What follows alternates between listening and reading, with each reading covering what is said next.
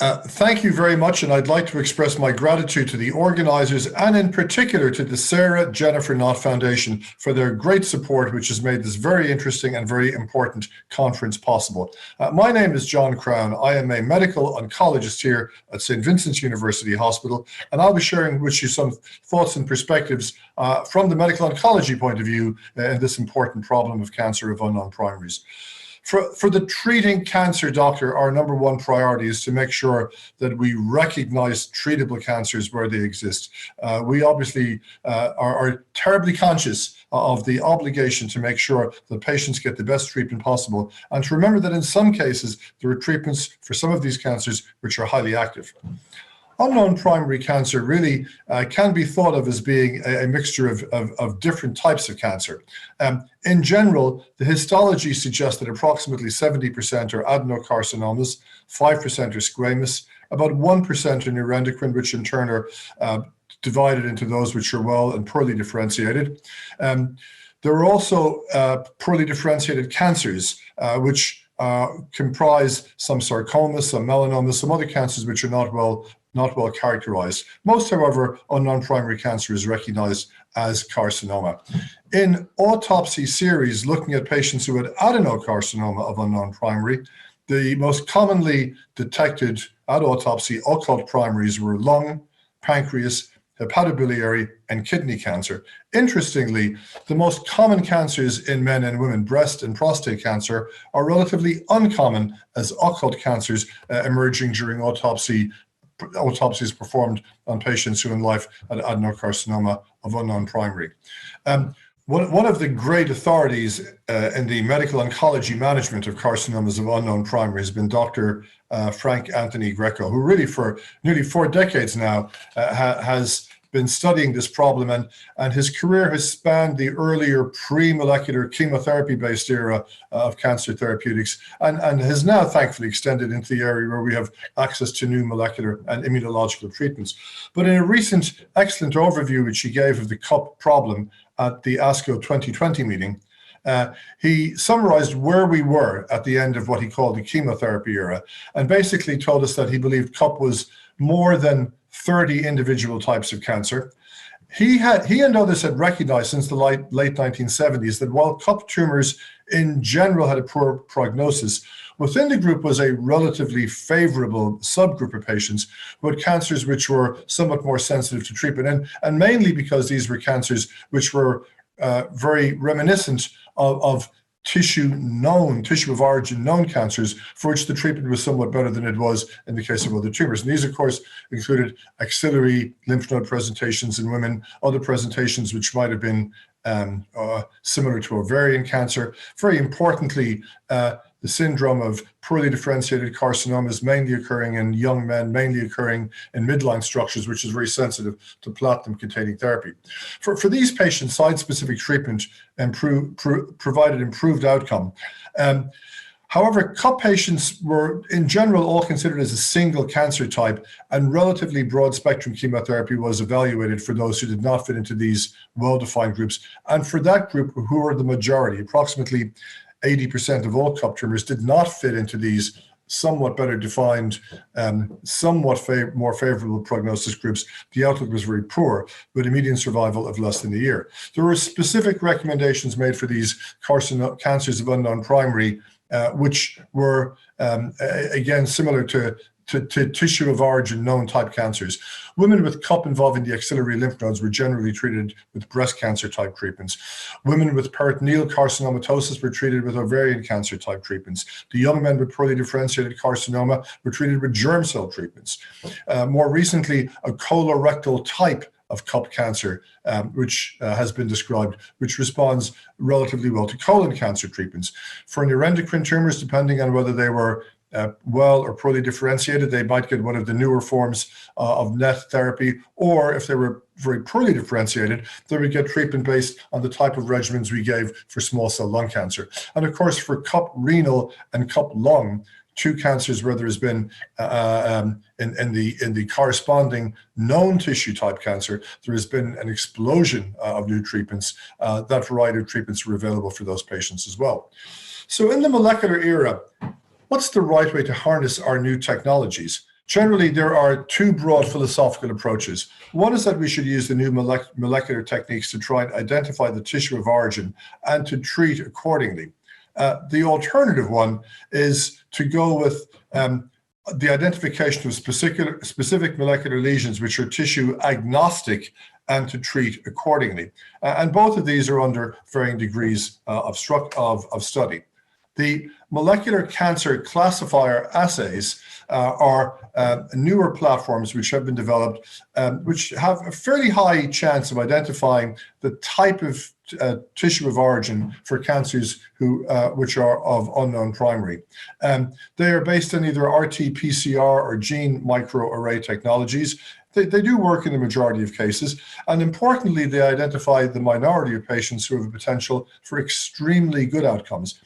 It has to be said that it's probably a little controversial as to whether they are very superior to meticulous conventional pathology, which includes immunohistochemistry and targeted molecular pathology. But these type of technologies have been used in two very interesting random assignment trials, which have been presented and published in recent years. In both cases, patients with carcinomas of unknown primary had their tumor subjected to one of these molecular cancer classification assays and were then randomly assigned to have either empiric treatment, generic treatment given for cup tumors, or to get a treatment, usually chemotherapy, based on the tissue of origin. Now, it has to be said before we look at them that both of these studies have been reported as being negative. They did not show a superior outcome for the gene-guided treatment as opposed to the empiric approach.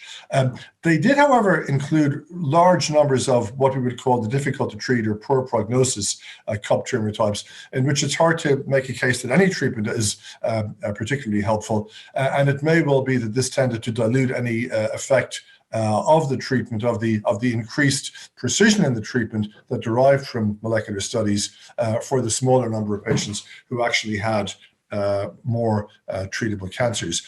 However, they did identify a small number of cases with highly treatable tumors. The first of these studies came from Dr. Hayashi et al. And in this study, patients, again, were randomized between an empiric chemotherapy, which was carboplatin gemcitabine, or molecular classifier-based therapy based on the site of origin. And as you can see, the study unfortunately was negative both for overall survival and for progression-free survival. There was no statistically significant advantage associated with the site-specific therapy over the empiric therapy, although one could, in looking at the curve on the right here for progression-free survival, perhaps be persuaded that there may well have been a subgroup of patients with a higher tail on the curve. And certainly it's not obvious from forest plot analysis that there was any group that particularly benefited from having their molecularly guided therapy. Another very interesting study was presented by our colleague, Dr. Fizazi from the Institut Gustave Roussy in Paris.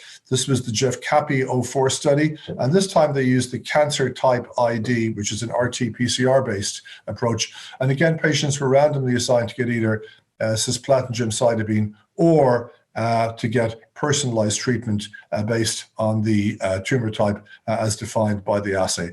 And again, unfortunately, this study did not reach statistical significance, showing any advantage for the guided therapy. Interestingly, in the GEFCAPI study, Dr. Fizazi did report also some of the outcomes for patients who had particular subgroups that might have better disease-specific systemic therapy. And certainly looking at patients with either kidney cancer, colon cancer, or melanoma, it would appear that perhaps there was a somewhat better outcome, and certainly in the case of melanoma, which was unfortunately a very small number of patients, it certainly appeared that melanoma-specific therapy was superior to a platinum gemcitabine approach, which in truth would not be very surprising given our knowledge of the impact of chemotherapy in metastatic melanoma. Of course, one of the major revolutionary stories in medical oncology over the last decade has been the emergence of an ever-broadening series of indications for immune therapy in cancers of various types. And the establishment of immune therapy now as a standard of care in so many cancers really has represented the single biggest change we've seen in the field. There was, of course, great interest in looking at the checkpoint inhibitors for patients with carcinoma of unknown primary. And Dr. Tanizaki and colleagues conducted a very interesting phase 2 trial called NIVO-CUP, looking at nivolumab in cancers of unknown primary. As you can see here in this single-arm phase 2 study, in the cohort of patients who had prior therapy for cancer, the objective response rate was approximately 10%. And for the group of patients who had no prior therapy for their cancer, the objective response rate was approximately 18%. This was influenced by the PD-L1 expression. As you can see in this slide, the yellow is the response rate for those with higher and lower degrees of PD-L1 expression using both the tumor proportion score and the combined positive score. And as you can see, there is a consistent trend towards higher response rates for patients who have the higher levels of PD-L1 expression. This led to some people stating that this should be a new standard of care for CUP tumors, although I must say, I think there's a feeling that perhaps we do need a little more confirmation of this before making a statement of that type. Which brings us to the study which we are now participating here in St. Vincent's University Hospital in the International QPISCO trial.